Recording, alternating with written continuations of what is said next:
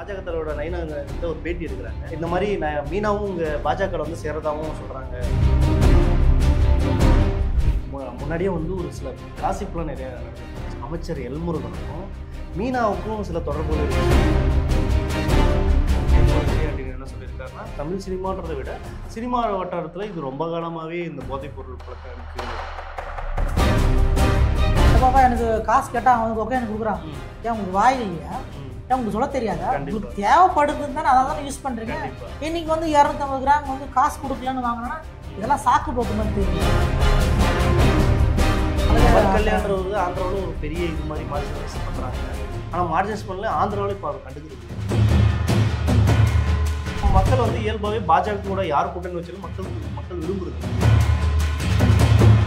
அந்த மாநாட்டில் அண்ணாவையும் பெரியாரையும் கடுமையாக அவசரம் கிடையாது.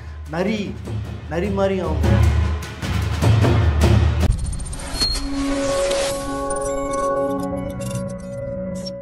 வணக்கம், இது கலர் கண்ணாடி வாய்ஸ். இன்னைக்கு பல அப்டேட்டை வந்து பேசலாம்னு வந்திருக்கோம். அடுக்கடுக்காக கேள்வி கேட்கறதா சொன்னார். சொல்லுங்க. அந்த அடுக்கில் வந்து ஃபர்ஸ்ட் அடுக்கு பார்த்தீங்கன்னா, அந்த அடுக்கு கூட விட்டுருங்க, தரைத்தளம் பார்க்கலாம். தரைத்தளத்தில் வந்து ஸ்ரீகாந்தை நேற்று வந்து கைது பண்ணாங்க போதை இதில். இன்னைக்கு வந்து அந்த முதல் தளத்துக்கு போயிட்டு என்ன பண்ணுறாங்கன்னா, கிருஷ்ணா நடிகர் இருக்காரு, அவரை வந்து கைது பண்ணிட்டாங்க. அவர் வந்து சிக்கி உள்ளார், அவர் வந்து பிடிபட்டுள்ளார் அப்படின்ற மாதிரி சொல்கிறாங்க. அது என்ன, எப்படி பிடிபட்டாரு, அவர் எப்படி கேஸில் இன்வால்வ் ஆனாரு, அதுக்கு சொல்லுங்கள். எப்படி இன்வால்வ் ஆகுன்னா, நேற்றே வந்து நம்ம சொன்னோம், ஆக்டர் வந்து கிருஷ்ணா வந்து இதில் தொடர்புடைய ஆளாக இருக்கார். தொடர்புடைய ஆளாக இருக்கிறது மட்டும் இல்லாமல் கண்டிப்பாக கைது பண்ணணும் அப்படின்ற மாதிரி நம்ம பேசிகிட்டு இருந்தோம். அப்படி இருக்கையில் இன்றைக்கி பார்த்தீங்கன்னா, திடீர்னு பார்த்தீங்கன்னா போலீஸ் வந்து தனிப்படை அமைச்சு அவர் வந்து தேடுறதா சொன்னாங்க. இவர் வந்து கேரளாவில் எங்கே மறைஞ்சிருக்கிற மாதிரி வந்து சில செய்திகள்லாம் கசிஞ்சிட்டு இருந்துச்சு. அப்படி தொடர்ச்சியாக வந்து தேடிட்டு இருந்தாங்க. ஏன்னா இவர் முன்னாடியே வந்து ஒரு கான்டாக்ட் கொடுத்து பேசியிருக்காங்க. இவர் அட்டன் பண்ணியா ஃபோன் சுவிட்ச் ஆஃப் இருந்துருக்கு. சுவிட்ச் ஆஃப் இருந்தோன்னு இனிமேல் அவர் விடக்கூடாது, நம்ம தனிப்படை அமைச்சு அவருக்கு தேடுதல் வேட்டை ஆரம்பிக்கணும்னு சொல்லி ஆரம்பிச்சிருக்காங்க. ஆரம்பிக்கிற நேரத்தில் பார்த்தீங்கன்னா கிட்டத்தட்ட மதிய நேரம் வரையும் அவர் கிடைக்கல, அந்த மாதிரி தகவல்லாம் போயிட்டு இருந்துச்சு. உடனே ஒரு கிட்டத்தட்ட ஒரு 3:30க்குள்ளே அந்த மாதிரியான தகவல் வந்து என்ன தகவல் வந்துச்சுன்னா, அவர் வந்து அரெஸ்ட் செஞ்சுட்டாங்கன்ற மாதிரி சொல்கிறாங்க. அரெஸ்ட் செஞ்சது மட்டும் இல்லாமல் எப்படி ஸ்ரீகாந்த் வந்து நுங்கம்பாக்கம் ஸ்டேஷனில் எப்படி விசாரிச்சாங்களோ அதே மாதிரியே கூப்பிட்டு வந்து போலீஸ் ஸ்டேஷனில் விசாரிச்சிருக்காங்க. போலீஸ் ஸ்டேஷனில் வந்து என்ன வச்சு கேட்டிருக்காங்கன்னா, உங்களுக்கு எப்படி போதைப் பொருள் வந்துச்சு, இது வந்து தடை செய்யப்பட்ட போதைப் பொருள் உங்களுக்கு எப்படி கிடைச்சிச்சு, எங்கே வாங்கினீங்க, யார்கிட்ட வாங்கினீங்க, அவருக்கும் உங்களுக்கு என்ன தொடர்பு, நேற்று பேசணும்ல பிரதீப் குமார் அப்படின்றவருக்கும் உங்களுக்கும் என்ன தொடர்பு, எவ்வளவு வாங்கினீங்க, எத்தனை வருஷமா நீங்கள் வந்து பயன்படுத்துறீங்க, உங்க கூட யாரெல்லாம் தொடர்பு இருந்து யாரெல்லாம் வந்து போதைப் பொருள் வந்து உட்கொண்டாங்க, அவங்களுக்கு இதெல்லாம் சொல்லுங்க அப்படின்ற மாதிரி பயங்கர கிடுக்குப்படியான கேள்வி கேட்டதாகவும் சொல்றாங்க.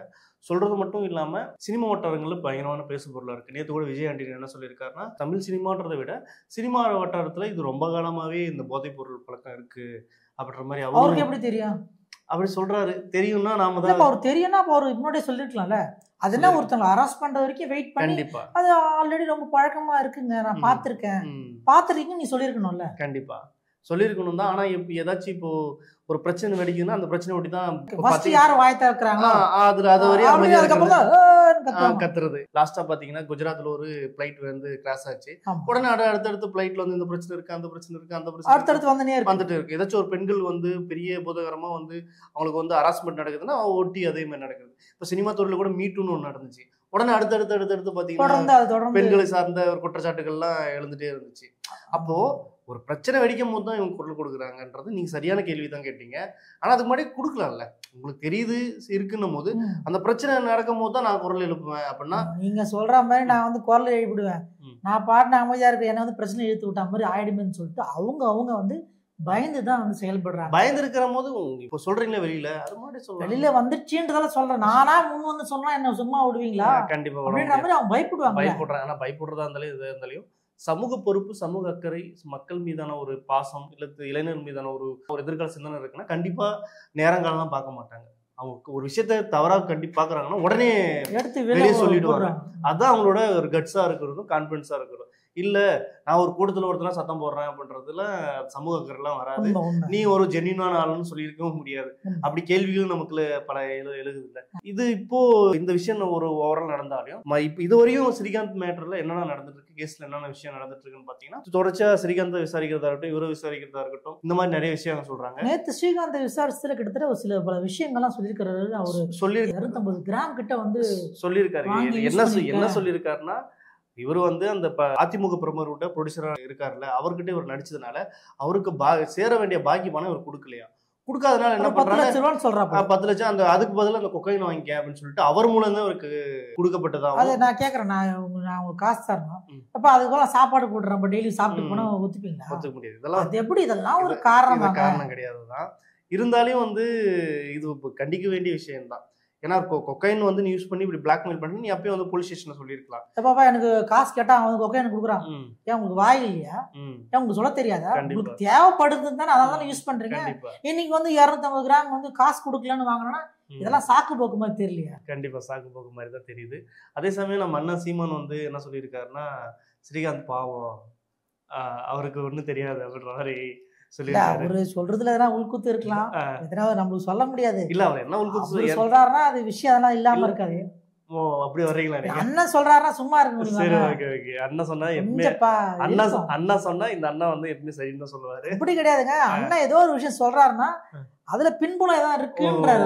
Okay okay. ஒரு ஸ்ரீகாந்த் மட்டும் கிடையாது, ஸ்ரீகாந்துக்கு பின்னாடி யாரெல்லாம் இருக்காங்க பாக்கணும் அப்படின்ற மாதிரி சொல்றாரு.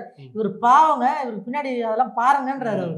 அதே மாதிரி தான் அண்ணா சொல்றது சரிதான். ஏன்னா பின்னாடி இருக்கிற நிறைய அரசியல் பிரமுகர்களா இருக்கட்டும், பெரிய லைட்டா சொல்லிக்கிறவங்களா பெருசா யாரும் ஆக்ஷன் எடுக்க மாட்டேன்றாங்க. இந்த மாதிரி சாதாரண ஒருத்த வந்து மாட்டிக்கிட்டான்னா இல்ல, அதுக்காக நான் அவர் பாவம்னு சொல்ல முடியாது.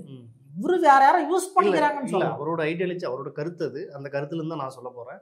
மத்தபடி இவங்க இதுல அவர் சொல்ற மாதிரி கீழே இருக்கிற ஸ்டேட்மெண்ட்லாம் பாத்தீங்கன்னா பெரிய எலைட்டான அரசியல்வாதி பிசினஸ்மேன்ஸோ அவங்க யூஸ் பண்றத யாரும் பெருசா கேம், அது ஒரு கேம்பிளிங் மாதிரி நடக்குது. வெளியே வரல. பெரிய ஒரு அண்டர் கிரவுண்ட் நியூஸ் மாதிரி இருக்குல்ல, அது வெளியே வராம இருக்கு. இப்போ ஸ்ரீகாந்த் வச்சு நீங்க பார்க்க வேண்டாம், மற்ற ஆட்களும் சேர்ந்து பிடிங்க அப்படின்ற மாதிரி அவர் சொல்றாரு. சொல்றேன். அதான் இன்னைக்கு ரொம்ப இருக்கிற முதற்கட்டமா இருக்கு.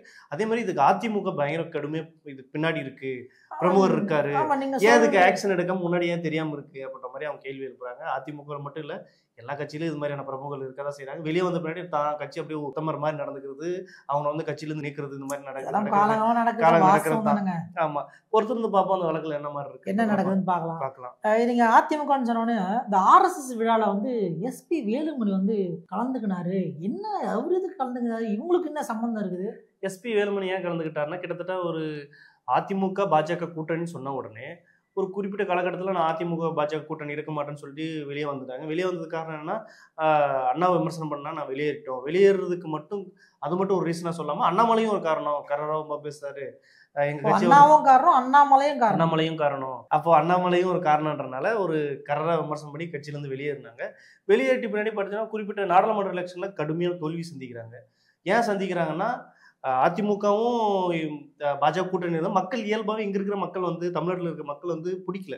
ஏன்னா பாஜக அந்த மாதிரியான விஷயங்கள் செய்யுது, நிதி கொடுக்கறதுல, மற்றபடி அவங்களுக்கு நலத்திட்டங்களை எதுவும் ஹெல்ப் பண்றதுல, உரிமை சார்ந்ததாகட்டும், இல்லை தமிழ்நாட்டுக்கு சேர வேண்டிய நிதி கொடுக்கறதுலாகட்டும், தமிழ்நாட்டுக்கு வந்து ஃப்ளட் வரும்போது கூட அதுக்கான நிதி சரியான கொடுக்கல. இப்போ ஏன்னா சாதாரண சின்ன பொருள் இருந்து எண்ணெயிலிருந்து கேஸ், பெட்ரோல் இது அத்தனையும் விலைவாசி ஏற்றம் அதிகமா இருக்கு. அதுக்கு பாஜக தான் காரணம், பொதுமக்களுக்கு எல்லாருக்குமே தெரிய வேண்டிய விஷயங்களா தான் இருக்கு. அதனால மக்கள் வந்து இயல்பாகவே பாஜக கூட யார் கூட்டணி வச்சாலும் மக்கள் விரும்புறது இல்லை.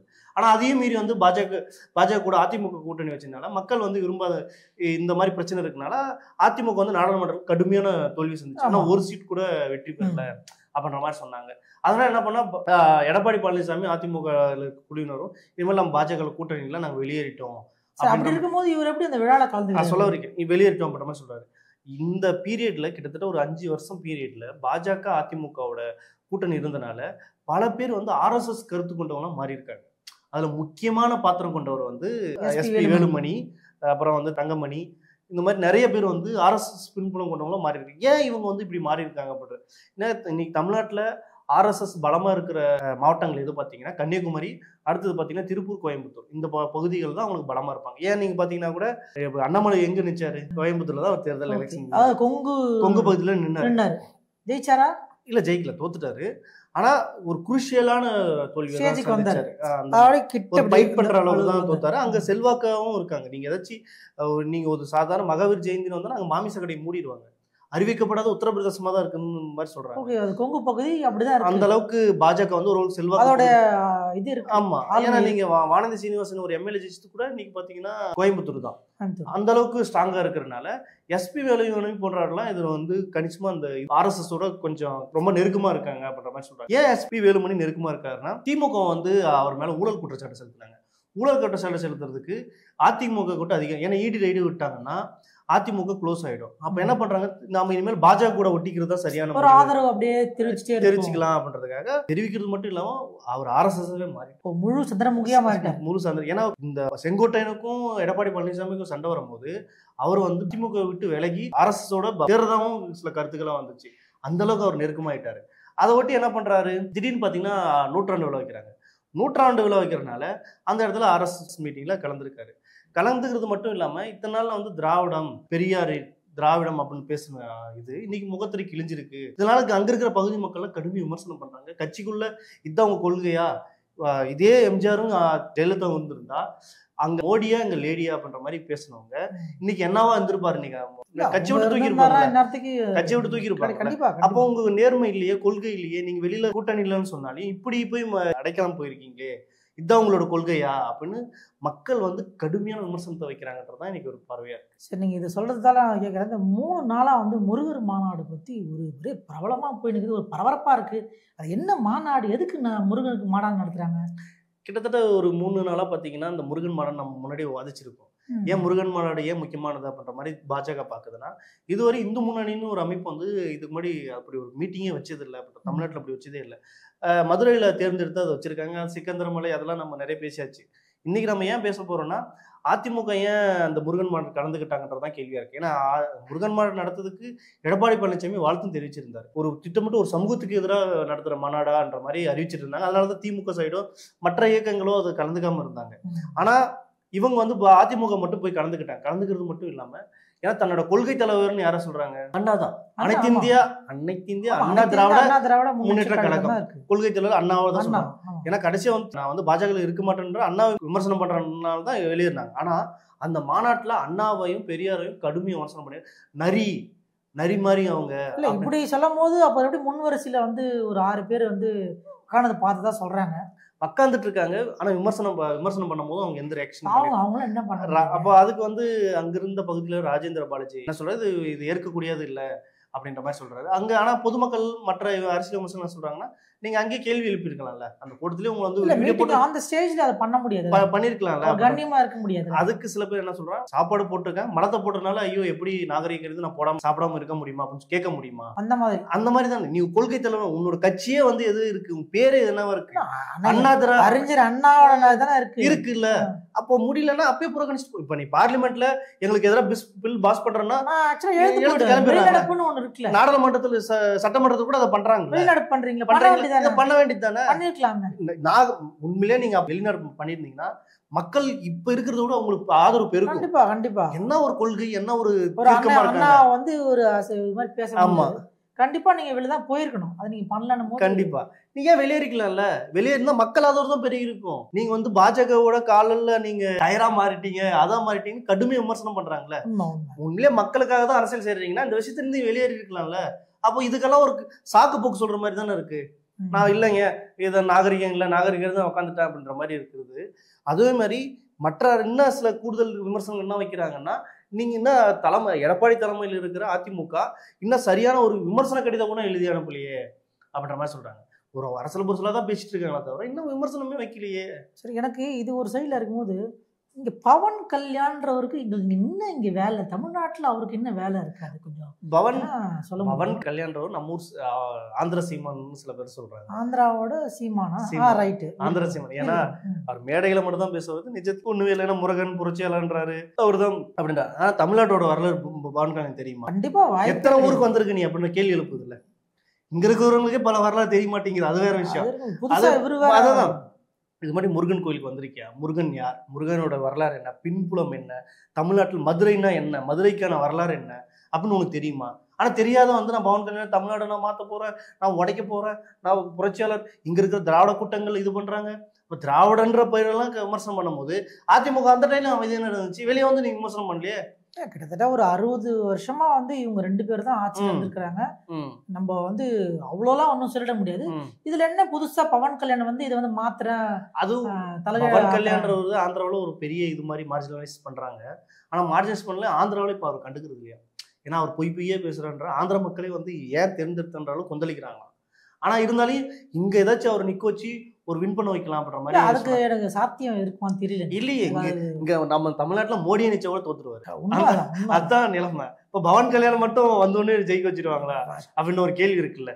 வாய்ப்பு இல்ல அப்படின்னும் போது அது இந்த மாதிரி எல்லாம் பேசினா கண்டிப்பா வாய்ப்பு இருக்காது. டெபாசிட் இழந்துருவான்னு சொல்றாங்களே, அந்த அளவுக்கு கூட டெபாசிட் இழந்துருவாரு பவன் கல்யாண்.